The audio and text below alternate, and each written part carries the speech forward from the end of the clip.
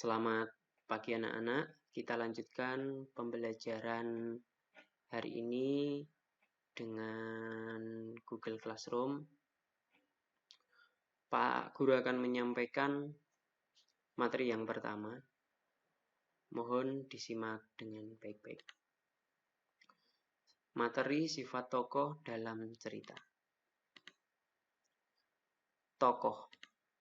Tokoh adalah orang yang menggambarkan suatu peristiwa dalam sebuah cerita yang diperankan. Para tokoh dalam cerita memiliki peranan masing-masing yang berbeda satu tokoh dengan tokoh lainnya.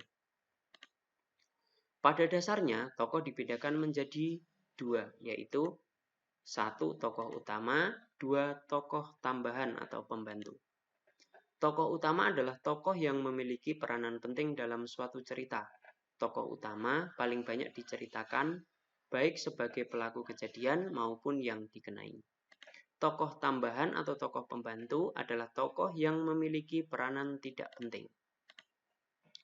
Tokoh juga dapat dibedakan berdasarkan peran tokoh dalam sebuah cerita, yaitu tokoh protagonis dan antagonis. Mengapa dikatakan tokoh protagonis dan antagonis? Tokoh protagonis adalah tokoh yang memiliki watak baik sehingga disenangi dan dikagumi pembaca. Tokoh antagonis adalah tokoh yang tidak disenangi pembaca karena perannya tidak sesuai yang didambakan pembaca. Tokoh antagonis ini memiliki penyebab timbulnya konflik dan ketegangan yang dialami oleh tokoh protagonis. Antagonis adalah pelaku yang tidak disenangi pembaca yang tidak sesuai dengan isi cerita yang didambakan oleh pembaca. Untuk dapat memberikan pendapat terhadap perilaku tokoh, kita dapat melakukannya dengan cara berikut. 1. Membaca dengan seksama jalannya cerita. 2. Memperhatikan setiap perkataan dan perbuatan tokoh di dalam cerita. 3. Memerhatikan gambaran lingkungan kehidupan dari tokoh dalam cerita. Contoh 1. Perhatikan kutipan fabel berikut ini. Kancil mulai berjalan-jalan menelusuri hutan untuk mengusir rasa kantuknya. Sampai di atas sebuah bukit, si kancil berteriak keras, "Wahai penduduk hutan, akulah hewan yang paling cerdas, cerdik dan pintar di hutan ini. Tidak ada yang bisa menandingi kecerdasan dan kepintaranku." Berdasarkan kutipan fabel di atas, kancil memiliki sifat sombong. Bisa kita cermati dari perkataan kancil.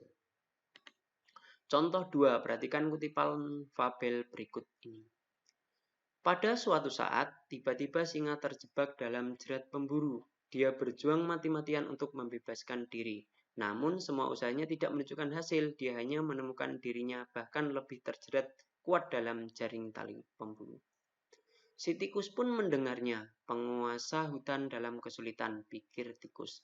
Ini adalah kesempatan saya untuk bisa membantu dia sekarang. Berpikir demikian, si tikus berlari secepat yang dia bisa menuju tempat di mana suara itu berasal.